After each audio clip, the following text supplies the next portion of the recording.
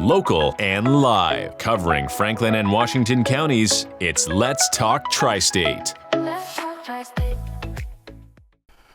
Dan DeDona here with the Local News 1 weekly report for Hagerstown, Chambersburg, Smithsburg, Fairfield, Waynesboro, and all the communities that make up our local area.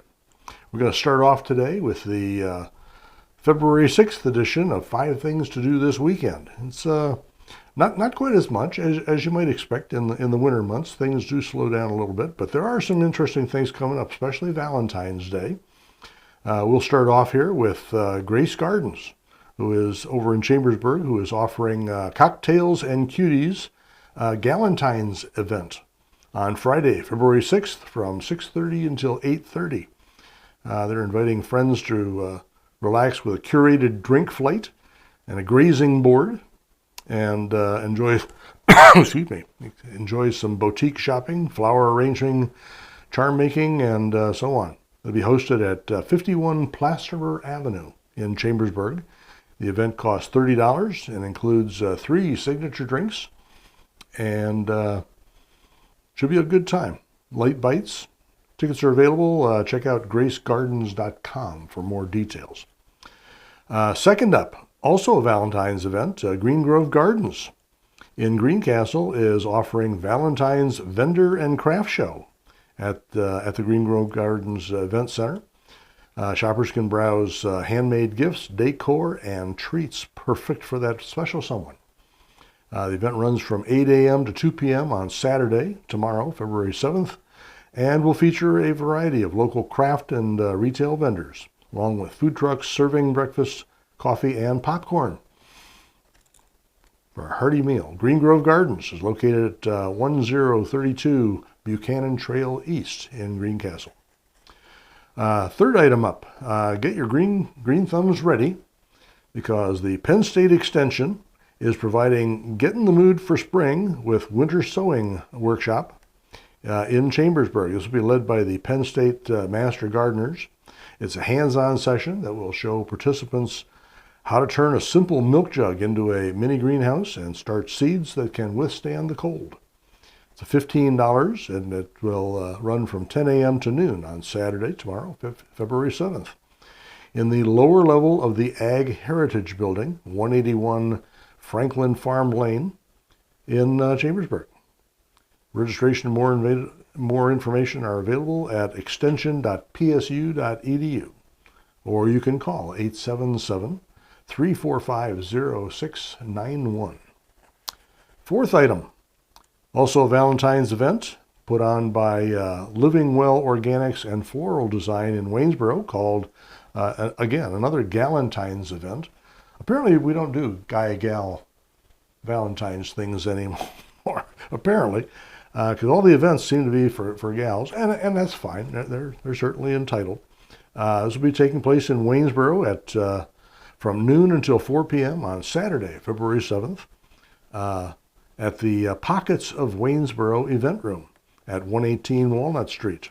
For those of you who don't know, that is a pool hall, but a very nice one, and they sponsor additional events. They also sponsor tournaments for kids, people that want to learn how to shoot pool. There'll be local artisans, wellness vendors will be on hand with handcrafted jewelry, cards, and mini spa experiences. Tickets are limited, so contact them online, and that should be a lot of fun. And our fifth item today is Frozen, the Broadway musical, which is going to be brought to you by the Washington County Playhouse and Dinner Theater at 44 North Potomac Street in the rear of in Hagerstown, Maryland.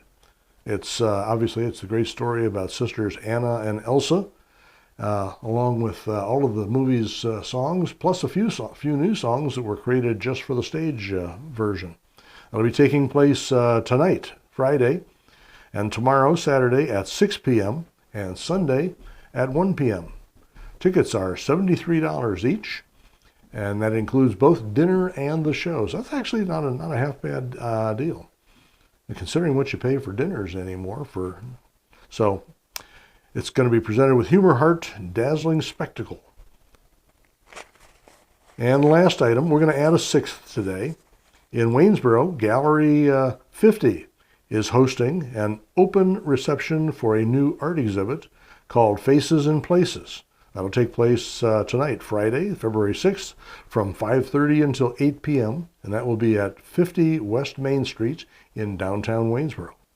The evening is going to showcase the new artwork, including free refreshments and live music from Reckless Mo and the Backseat Drivers, all in the adjacent Music Makers space.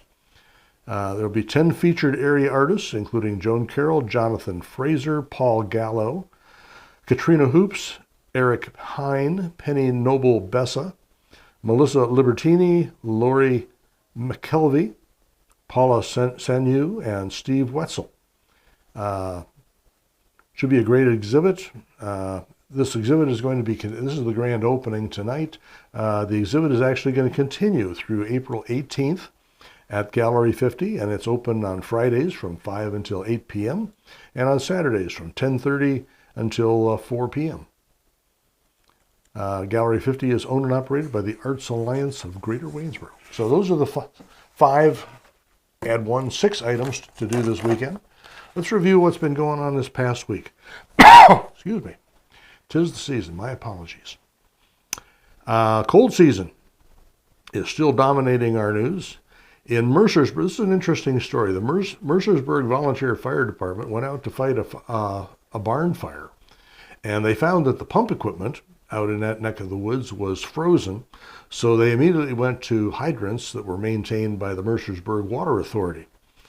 Well, after they used the water, the Water Authority later called them up and said, "You are not to use hydrants again until further notice."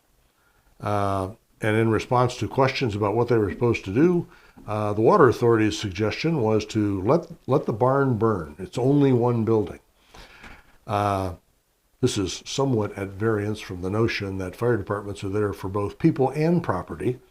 So they seem to have worked it out over time, but a piece of the puzzle here that came up was that apparently the Mercersburg Water Authority is having some difficulties with their water supply. So that explains why they were so concerned about the firefighters tapping in and using so much of it. At any rate, there'll probably be more to follow on that. There is a continuing problem. We'll follow that as it arises. In Chambersburg, there'll be free breakfast, lunch, and dinners throughout February, provided by churches, nonprofits, and coordinated by Keystone Health. What they've done is churches and nonprofits are collaborating with one another, and Keystone is pulling together all of this information so that they can publish a calendar so that you can see for the entire month of February all the way ahead where if you are in need of food, then these are the places that you can go to get a meal. It's really a pretty great effort. It doesn't seem like it would take very long if you have willing people willing to share their information, and Keystone goes ahead and prints it. The article in Local News 1 has actually got a copy of that calendar. So if you want to print that off and maybe share that with as many people as you can, that would be a good thing. We don't want any people suffering from lack of food, especially during the way this winter is going.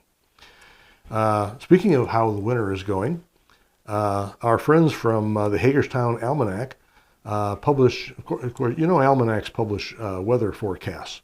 Well, among the things that the Hagerstown Almanac people do is they actually employ a meteorologist. And this fella takes a look specifically at what they think the weather is going to be right in this immediate vicinity. The best we can do usually is we might get DC weather, we might get York or even possibly Harrisburg, but we don't necessarily get a whole lot of local weather. So they've put out a forecast. In February, they're basically saying you should expect more snow, ice, and rain throughout the month, off and on. Basically, we're not out of it yet. So make sure you stay warm. Make sure if you've taken provisions to keep your pipes from freezing up, make sure you continue doing that. Don't get caught in a cold snap with your pipes exposed. That could be bad. In Waynesboro, you may recall that former principal Steve Pappas asked for a hearing concerning his demotion, first from high school principal to an elementary school principal, and then further from elementary school principal down to being just simply a teacher, which is, in some people's view, it's not necessarily a demotion, but because it's great work. But nonetheless, he had a meeting last Friday in which Mr. Pappas himself was on the stand and seemed to acquit himself quite well. That was the third night in which this hearing has taken place. They did announce at the hearing that there were some difficulties in scheduling a follow-up meeting if they didn't conclude everything that they needed to conclude, and they did not. The defense's case was presented, and the school district lawyers did not have an opportunity to cross-examine. So they have rescheduled their next meeting for the 11th of February. That'll also be at Hooverville School, starting at I think it was 5 o'clock or 5:30. We'll have to double check that. It's in the article. In Washington County, they are preparing for their 250th national anniversary. And they also looked at the state of the county. They published a video which reviewed the state of the county for 2026. As you might, it covers budget, infrastructure, safety, economic development, education, and human services, basically all the big categories. Not unexpectedly, the Washington County Commissioners are expecting a very vibrant future for 2026. So we'll have to see how they do. But they've been doing a pretty good job of addressing specific issues in their budget, as we've reported toward in the fall of 2025. So we'll see how they execute.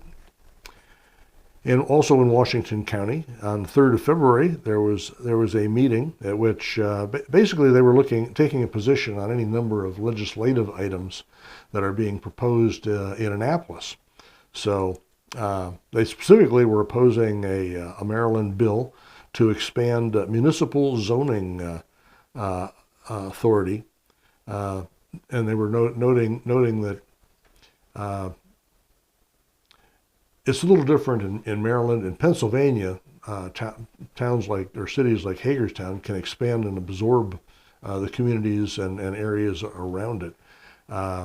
That's been prohibited in Pennsylvania for quite some time. So I'm assuming, and we're going to have to follow this story, but I'm assuming at the moment that the Washington County Commissioners are somewhat concerned that the state would be increasing the authority of local municipalities to expand into otherwise unclaimed property, at least unclaimed from a municipal point of view.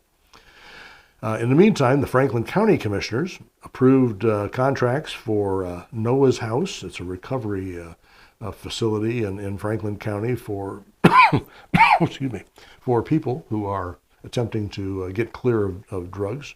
They also approved a contract for their geographic information system support for printing, and they approved 2 tax appeals. I should mention this about GIS support. For those of you who don't know, most municipalities anymore, especially the large ones when you get to the county level, most of them have a geographic information system, or a GIS. And the nice thing about that is that all the properties, if you want to know anything at all about who owns what property, you can go out to the county website in most cases, and for absolutely nothing, you can pull up a map, and you can click on the properties, and you can see who the property owners are and for how long, and it's pretty slick information, especially if you have any interest at all in development, or if you're just looking for a home for that matter. Commissioners had previously approved a $2.4 million expenditure to pay expenses, including jail bills. We did inquire about that because there were no details associated with what exactly that meant. We have reported previously that Franklin County has had some difficulties retaining people, and that they were in negotiations with the union. So the fact that they would authorize bills, at least some of which is intended to pay jail bills, That could be a lot of different things. Hopefully, that will be something that will help to improve their retention problems. They also received a report on how they performed in fiscal year 2025. That was good from January through November of 2025. They had not yet closed the books on December as of this meeting. One of the interesting things, this is a first for local news. Twice in the past week, we've been advised to either file a FOIA request for information or a right-to-know request. The right-to-know request came from the Franklin County folks, mainly because they were concerned that the information that we were looking for might have to have redactions done on it. So that's fair. The other case, the FOIA request was suggested by the Waynesboro Area School District, who are basically acting on advice of their committees, because most of the information we're looking for right now has to do with these hearings that are going on, and their lawyers have basically said, you really need to go through the formal processes. Don't speak out while the hearings are still taking place. With respect to the Franklin County's performance during 2025, mostly they were under budget. There were one or two agencies within Franklin County that spent more than what the budget called for, but everybody else has been under. The interesting thing about that was one of the commissioners actually attributed most of the low expenditures to the fact that they haven't been filling vacancies. And of course, as most people know, anywhere from 80 to 90% of most organizations' budget goes for personnel. So that's probably the fastest and easiest way to make up a budget deficit. Of course, there's a limiting factor to that. Work that needs to be done doesn't necessarily get done. Or I guess you could flip that around. Work that didn't need to be done didn't get paid for, which would be a good point of view on that. It remains to be seen exactly what the case was for that. Also in Franklin County, the immigration topic is stirring. There were two public meetings identified recently on immigration. On the 9th of February, in the Upper Room Church in Chambersburg, an organization named MILPA, I think that's Moving Immigration Leaders in PA, I think is the name of that acronym. They were gathering to discuss what's going on with immigration in the local area. And there was another held on the 4th of February, which provided people with immigration legal services. In both cases, probably primarily stirred by the fact that DHS has purchased a warehouse just south of Hagerstown, over close to Williamsport, and their expressed purpose for that is to house immigrants that have been, that they have in custody that they are intending to deport. It's a detention center. Okay, moving on to other news. Wilson College has opened an art exhibit featuring the visual art of Pittsburgh resident Jada Patterson. That has been opened in the Cooley Gallery on the second floor in the John Stewart Library. It'll be opening on Thursday, the 10th of April. In Franklin County, two pantries got funding for milk coolers. Especially important because one of the most popular items that people ask for if you go to a food bank or to a shelter, they ask for milk because it's nutritious and it's healthy and just got a lot of good things going for it. Well, the Franklin County Dairy Promotional Committee gave Calvary Bible Church in Greencastle and Central PA Food Bank in Shippensburg, they gave them each a milk cooler so that they could retain the products that farmers in the local area and dairy farmers in the local area were providing to them. So good effort by those folks. In Waynesboro, Rotary Park has been approved to become an arboretum by ArbNet. This was based on an application that was proposed by Austin Laley of the Shade Tree Commission in Waynesboro. They noted in their application that this 5-acre park has got 68 trees in 28 different species. They think that's particularly noteworthy, and they thought that designated as an arboretum would help them to help people enjoy the shade, so to speak, in the park during the summertime. In police news, one item. In there's an event that's going to be taking place in the Waynesboro High School auditorium on the 19th of February at 6:30 in the evening. The subject is going to be cyber crime and sextortion. This is going to be put on by FBI Special Agent Godfrey Ford and Shippensburg mom Tricia Mogajewski. I think she's the wife of the football coach there in Shippensburg. The point of this thing, what has driven this, was that their child, Levi, was lost some time ago at the age of 13 to sextortion. So they are motivated to tell other people, you need to be paying attention to what your kids are watching on the internet and what they're doing out there. The internet is great for an awful lot of things. It's absolutely wonderful that you can acquire so much information in such a short period of time. But humans being humans, there are people out there who will take advantage of that for all manner of reasons, good, bad, and indifferent. So this program is being presented to help share with people what are the signs that you should be looking for, and what should you do about it, and who should you contact in order to deal with it if you find or you suspect that it's happening to your kids. That should be very good. Under People News, Waynesboro resident Dr. Bob Zimmerman, goes in the local community, goes by Dr. Bob, was recently awarded the Dwight D. Eisenhower Humanitarian Award, which is presented by the Rotary Club of Gettysburg. And that event took place at the Hotel Gettysburg in right downtown Gettysburg. This is a pretty big deal. Not a lot of people know. Bob Zimmerman he's a dentist, and he's been around Waynesboro most of his life. And he's also one who doesn't like to see people suffer because they're not getting treatment.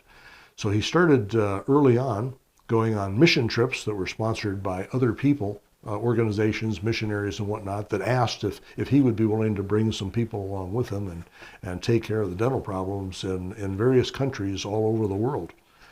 Well, 61 mission trips later to Tanzania, to India, to Russia, Romania, a whole bunch of other locations. There's a map in the article, but 61 trips he made with a crew from Waynesboro.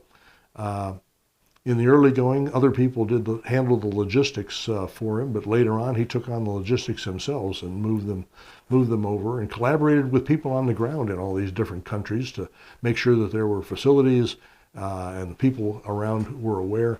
People actually walked 100 miles through jungles they walked a long way to get the services that they were offering. It's a great story. You should read it.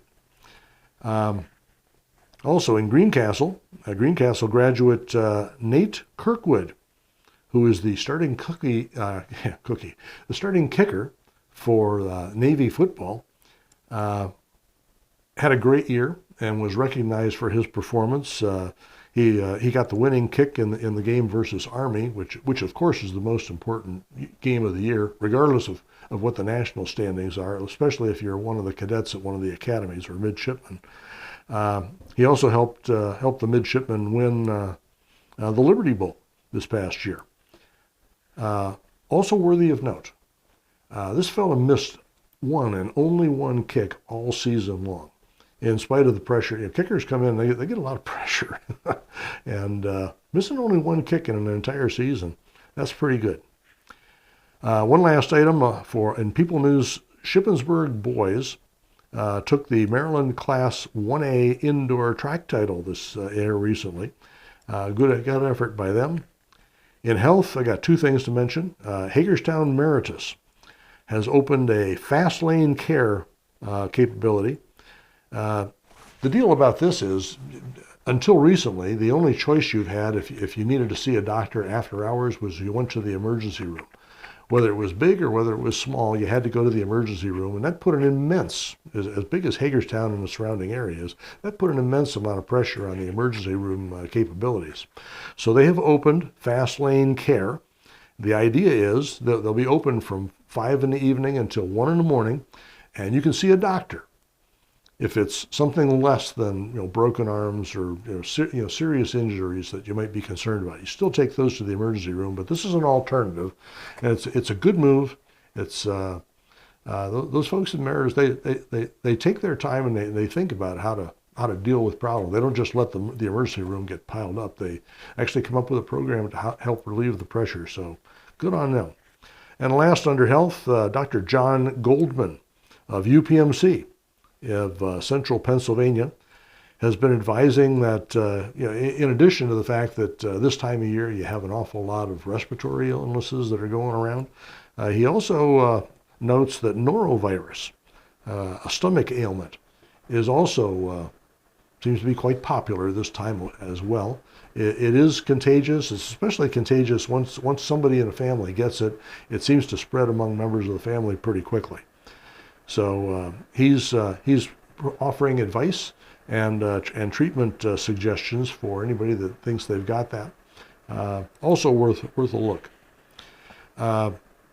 We've also got crossword puzzles. I'll tell you that one article that I especially want to mention before we sign off today is one that was written by Dargan Boy under the writings of Dargan Boy in our Voices section. He wrote a story about Chappie James. Now, you may not know who Chappie James was, but this guy was absolutely magnificent. He enlisted in the Army Air Corps, and he was born in 1920, enlisted in the Army Air Corps.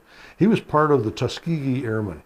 Now, for those of you who don't know, the Tuskegee Airmen were an absolutely magnificent group of black pilots who had their own unit. And they were renowned among bomber pilots during World War II because they were so effective in providing support and keeping German fighters off their backs while they were going on bombing runs. Saved an awful lot of lives. They flew P-51 Mustangs, which itself was an absolutely magnificent plane. What was unique about them was these planes had the range to accompany the bombers all the way to wherever they were going. And this is in the days back before refueling. So they became very popular with bomber pilots.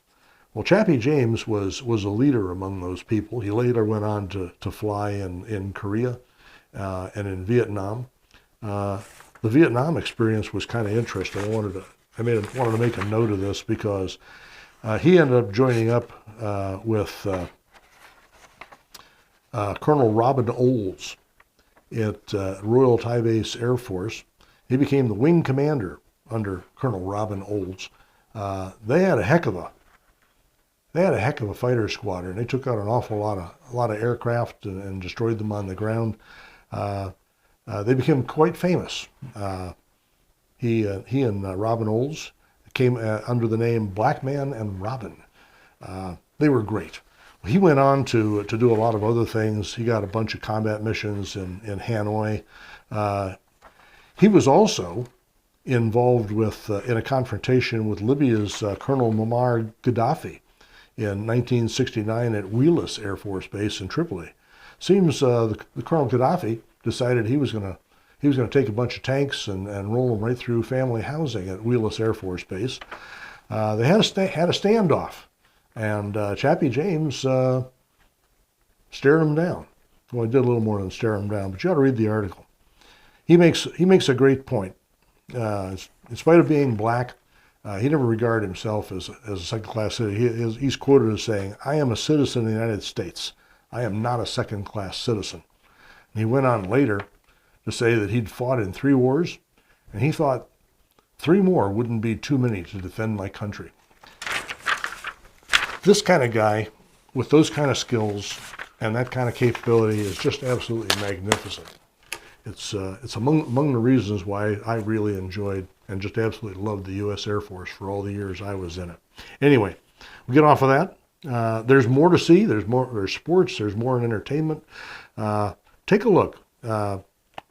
LocalNews1.org is proud to be the news source for Verstandig Media. You can take a look at all the local news in localnews1.org online. It's all local. We don't do national. We don't do hit pieces. We don't do a lot of clickbait. We don't do things like that. We're real live, honest to God news. And with that, I will leave you with the thought of the day. 2 fish swim into a concrete wall. One turns to the other and says, "Damn." Bada bing. Have a great week. Stay warm out there.